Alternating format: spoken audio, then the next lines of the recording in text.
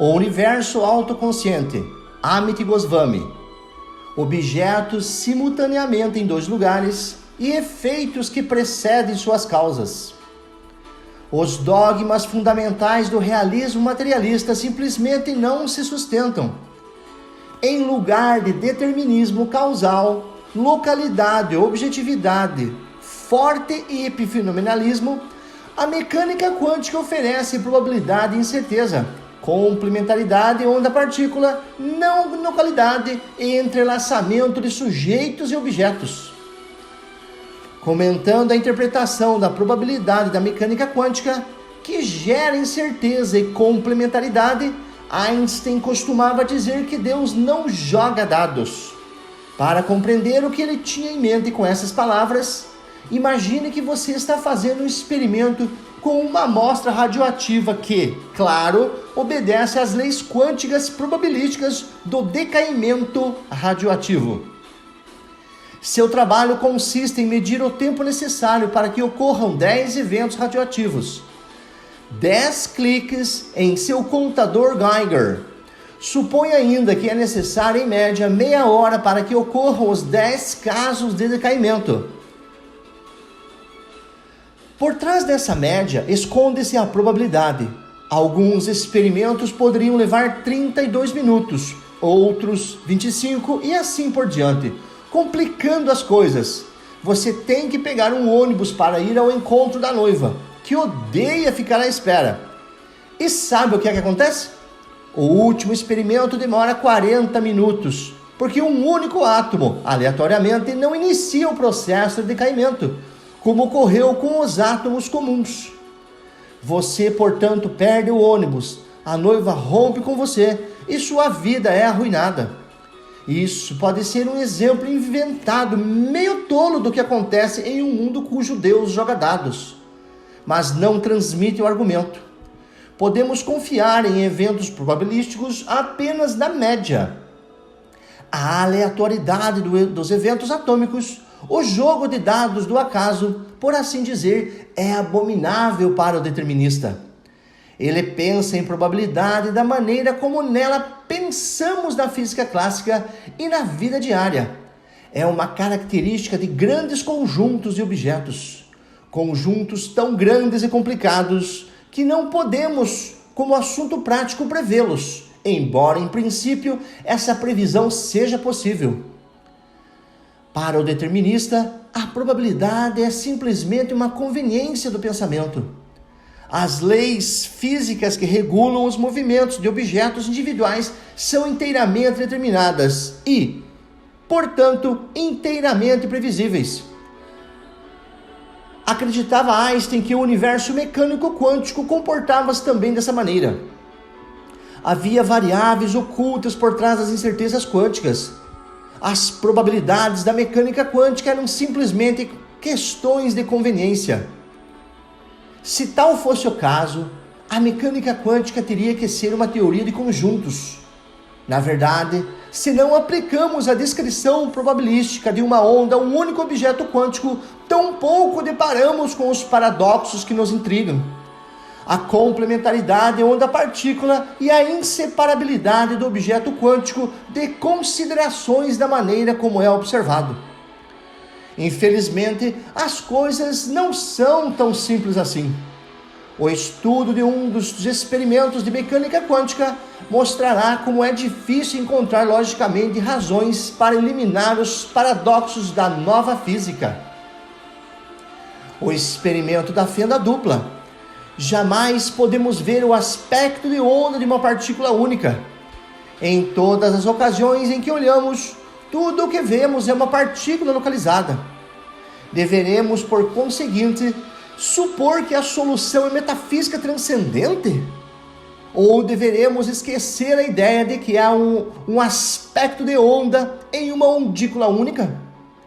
Talvez as ondas que aparecem na física quântica sejam apenas características de grupos ou conjuntos de objetos. Com o objetivo de determinar se isso acontece, podemos analisar um experimento comumente usado para estudar fenômenos ondulatórios, o experimento da dupla fenda. Na preparação desse experimento, um feixe de elétrons passa por através de uma tela que contém duas estreitas fendas.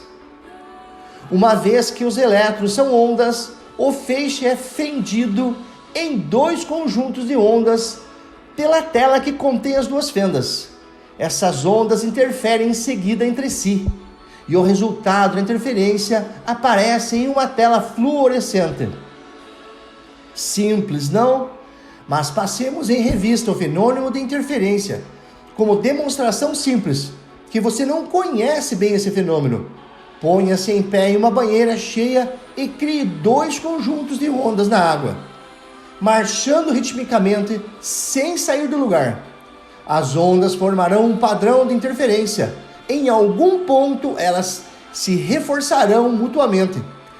Em outros, elas causarão destruição mútua. Daí o padrão. Analogamente, há locais na tela fluorescente em que as ondas de elétrons procedentes das duas fendas chegam em fase, isto é, correspondem a seus passos na dança. Nesses locais, suas amplitudes se somam e a onda total é reforçada. Entre esses pontos brilhantes, há locais onde as duas ondas chegam fora da fase e se cancelam mutuamente. O resultado dessa interferência construtiva e destrutiva aparece em seguida na tela fluorescente como um padrão de franjas brilhantes e escuras alternadas. Um padrão de interferência. É importante notar que o espaçamento das franjas permite-nos medir o comprimento das ondas. Lembre-se, porém, que ondas de elétrons são ondas de probabilidade. Temos, portanto, que dizer que é a probabilidade de um elétron chegar às áreas claras que é alta e que é baixa a probabilidade de que chegue às áreas escuras. Não devemos, porém, ficar entusiasmados demais e concluir do padrão de interferência que as ondas de elétrons são ondas clássicas, porque os elétrons de fato chegam à tela fluorescente de forma muito parecida com o que é de partículas. Um lampejo localizado por elétron. A totalidade dos pontos formados por um grande número de elétrons é que se aparece com um padrão de interferência de onda. Suponhamos que assumimos agora um risco intelectual e tornamos o feixe de elétrons muito fraco. Tão fraco que, qualquer dado momento, apenas um elétron chega às fendas. Obteremos ainda um padrão de interferência? A mecânica quântica diz inequivocadamente que sim. Mas não são necessárias duas ondas para que interfiram entre si? Pode um único elétron fendido passar através de ambas as fendas e interferir consigo mesmo? Sim, pode. A mecânica quântica responde sim a todas essas perguntas. Ou, como explica Paul Dirac, um dos pioneiros da nova física, cada fóton, nesse caso, elétron, interfere apenas consigo mesmo. A prova que a mecânica quântica oferece para essa proposição absurda é matemática. Mas esta única proposição é responsável por toda a mágica milagrosa de que são capazes os sistemas quânticos e que foi confirmada por milhares de experimentos e tecnologias. Tente imaginar que 50% de um elétron passa por uma fenda e 50% pela outra. É fácil ficar exasperado e recusar acreditar nessa estranha consequência da matemática quântica. O elétron passa realmente por ambas as fendas, na mesma ocasião? Por que deveríamos aceitar isso como certo? Podemos descobrir observando. Podemos dirigir o feixe de uma lanterna, metaforicamente falando, para uma fenda, com o objetivo de ver através de que buraco o elétron está realmente passando. Acendemos a lanterna e enquanto vemos um elétron passando através de uma dada fenda, olhamos também para ver onde o lampejo aparece na tela fluorescente. O que descobrimos é que em toda ocasião que um elétron passa pela fenda, seu lampejo aparece exatamente atrás da fenda pela qual passa. O padrão de interferência desapareceu. O que acontece nesse experimento pode ser compreendido, em primeiro lugar, como um caso do princípio de incerteza. Logo que localizamos o elétron e determinamos a fenda através da qual ele passa, perdemos a informação sobre seu momento. Elétrons são coisas muito delicadas. A colisão com o fóton que estamos usando para observá-lo afeta-o, de modo que seu momento muda em um volume imprevisível. O momento e o comprimento de onda do elétron têm relação entre si, e esta foi a grande descoberta de de Broglie, que a matemática quântica incorporou. Perder informação sobre o momento do elétron, portanto, é o mesmo que perder informação sobre seu comprimento de onda. Se houvesse franjas de interferência, poderíamos medir o comprimento de onda pelo espaçamento entre elas. O princípio da incerteza diz que logo que determinamos a fenda pela qual está passando o elétron, o processo de olhar destrói o padrão de interferência.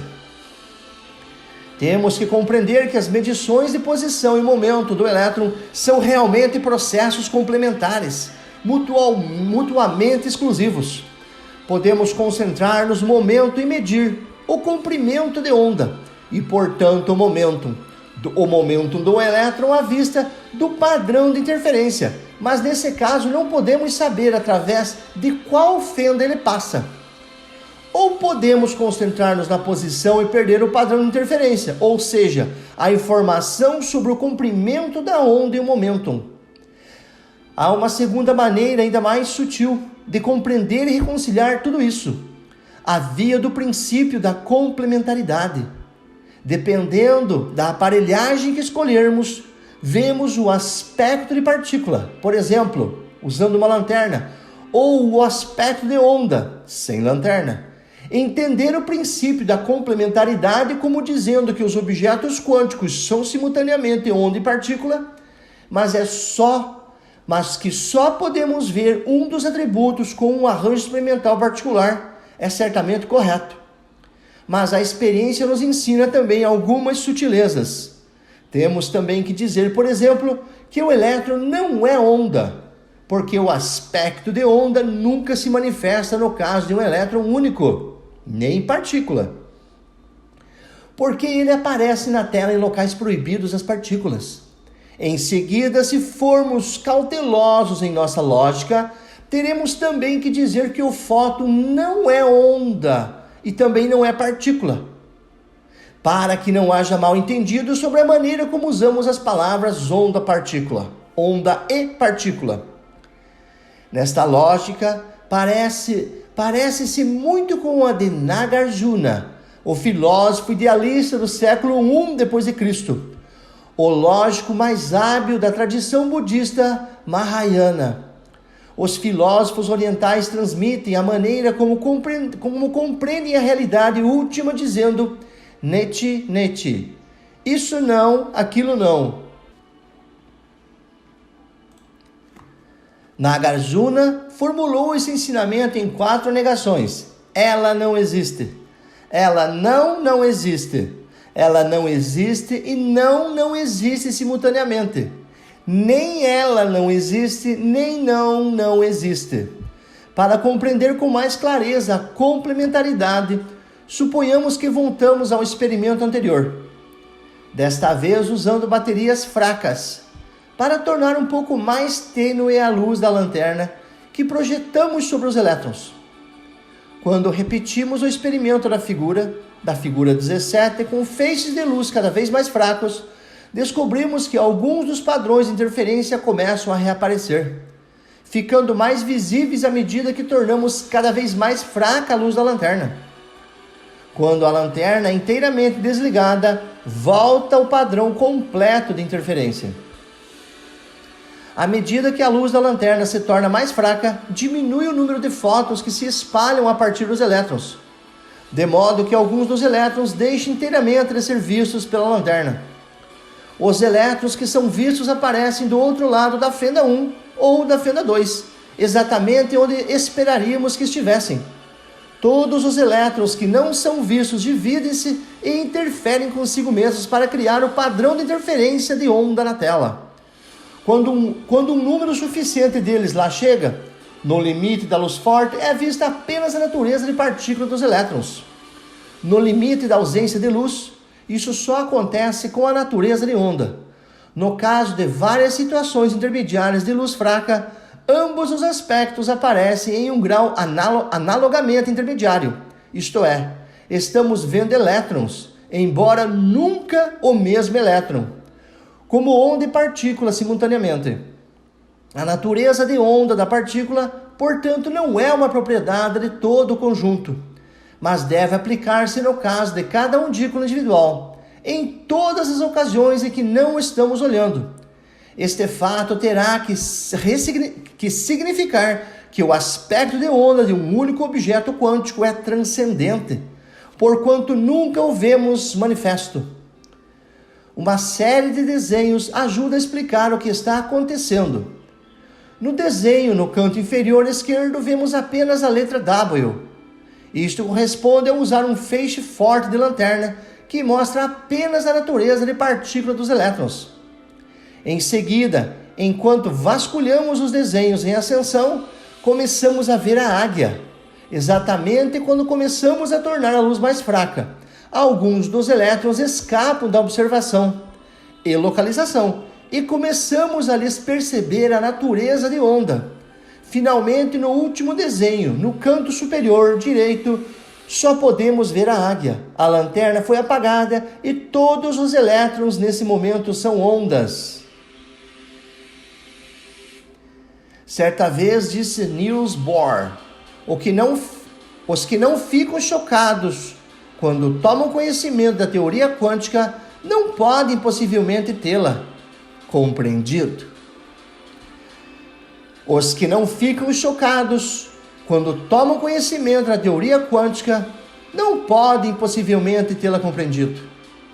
Esse choque cede lugar à compreensão quando começamos a entender a ação do princípio da complementaridade.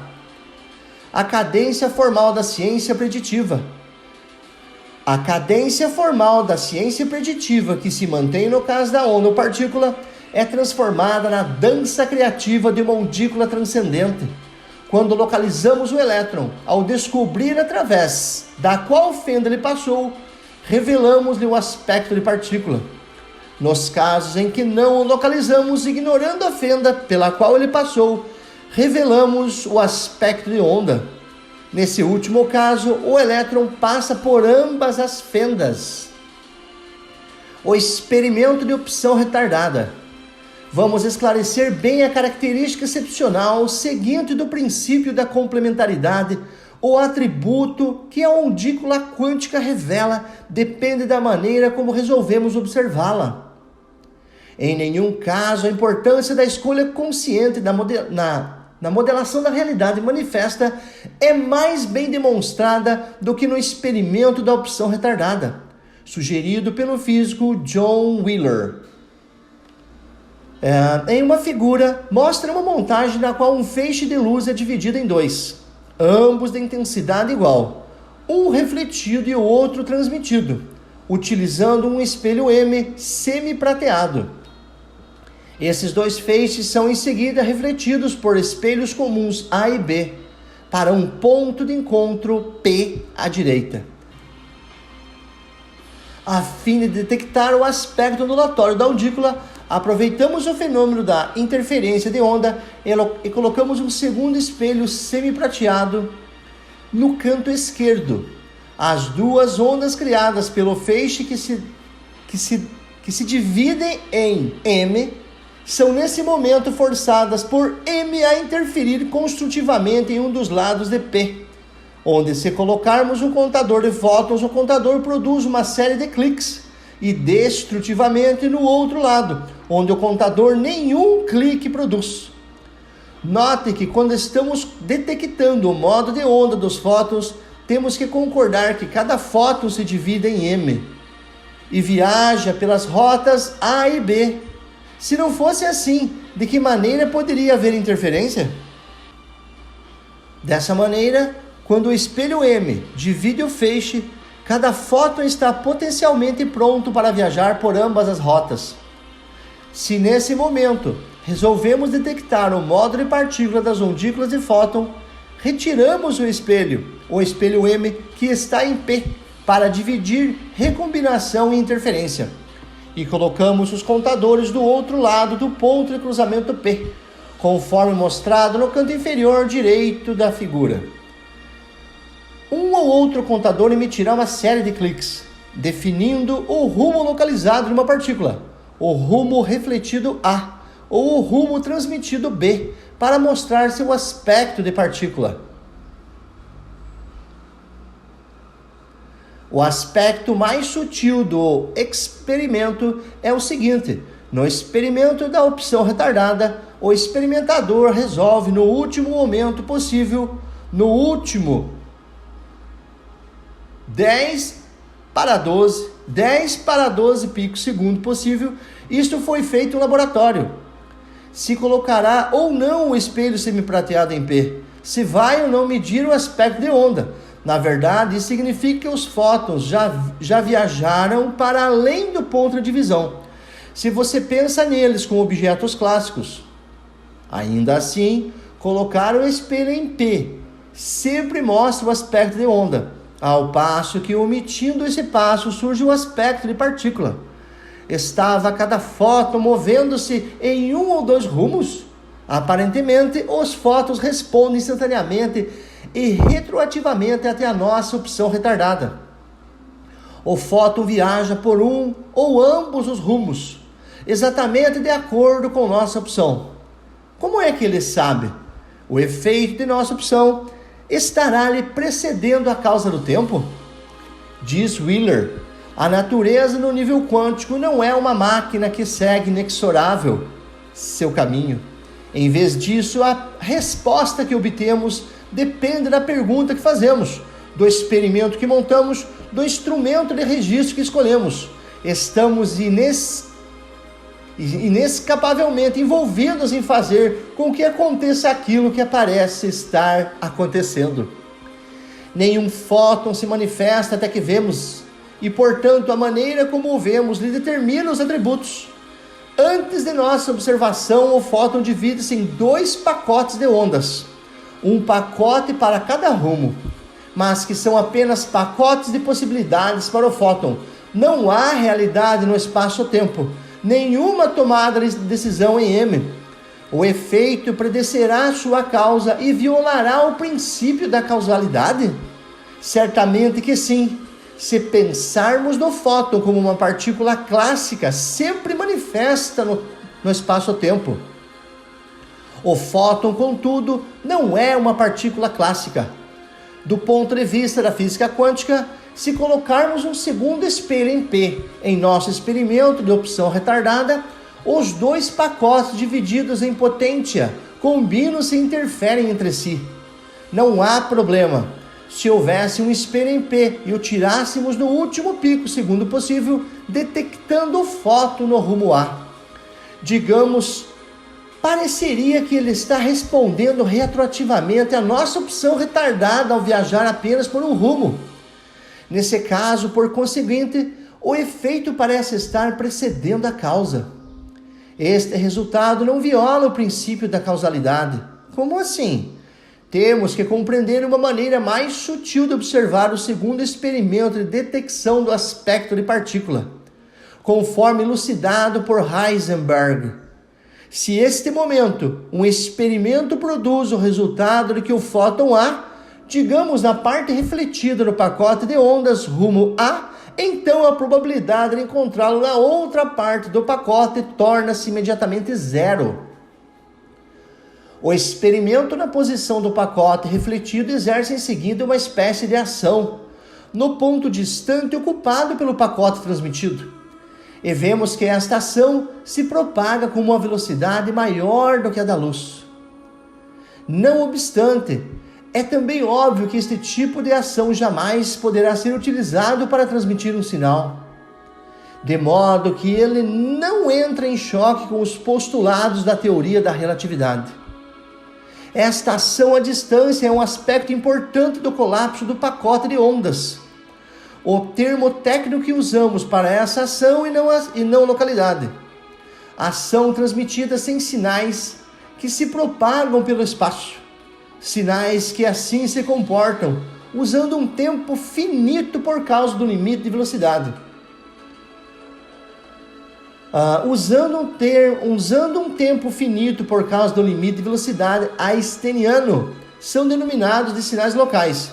O colapso da onda quântica, portanto, não é local. Notem que o argumento apresentado por Heisenberg mantém-se com ou sem opção retardada. Na visão quântica, o argumento fundamental é que escolhemos o resultado específico que se manifesta. O momento no tempo em que optamos por esse resultado carece de importância. A onda se divide em todos os casos em que há dois rumos disponíveis, mas a divisão ocorre apenas em potência.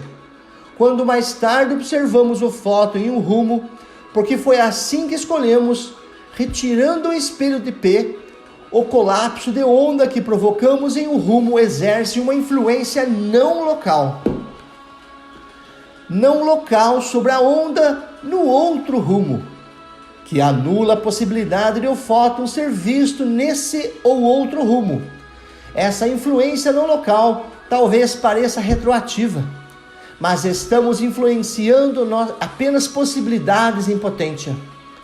Não ocorre colapso do princípio da causalidade, porque, como diz Heisenberg, não podemos transmitir um sinal através desse tipo de dispositivo.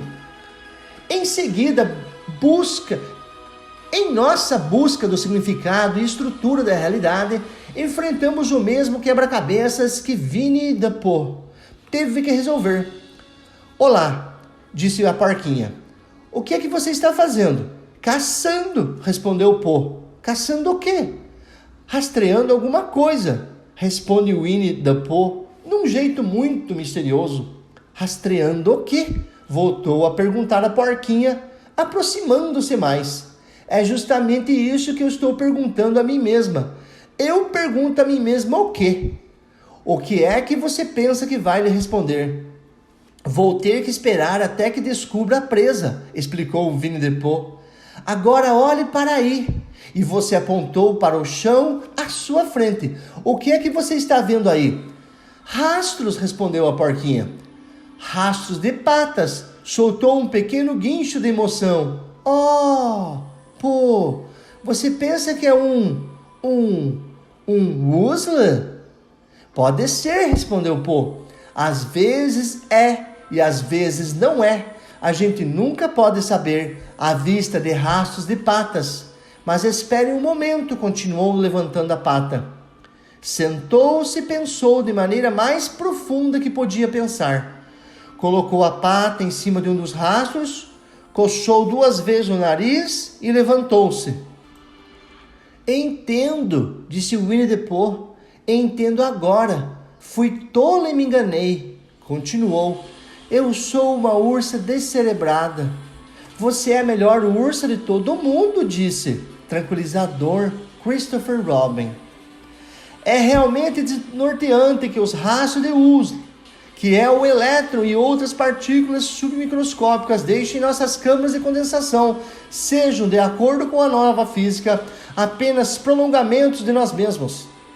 O cientista clássico olhava para o mundo e via sua visão única de separatividade. Há uns 2 séculos, o poeta romântico inglês William Blake escreveu: que Deus nos livre de uma visão única do sono de Newton. A física quântica é a resposta à prece de Blake. Os cientistas quânticos que aprendem a lição do princípio da complementaridade sabem que não devem cair nessa de ignorar a aparente separatividade. As medições quânticas introduzem nossa consciência na arena do denominado mundo objetivo. Não há paradoxo no experimento de opção retardada. Se renunciarmos à ideia de que há um mundo fixo e independente, mesmo quando não o estamos observando, em última análise, tudo se resume no que você, o observador, quer ver. O que me lembra uma história zen. 2 monges discutiam sobre o movimento de uma bandeira ao vento. Disse um deles: a bandeira está se movendo. Não, o vento é que está se movendo, corrigiu o outro. Um terceiro monge que passava por ali nesse momento fez uma observação que Wheeler aprovaria. A bandeira não está se movendo. O vento não está se movendo. A mente de vocês é que está se movendo.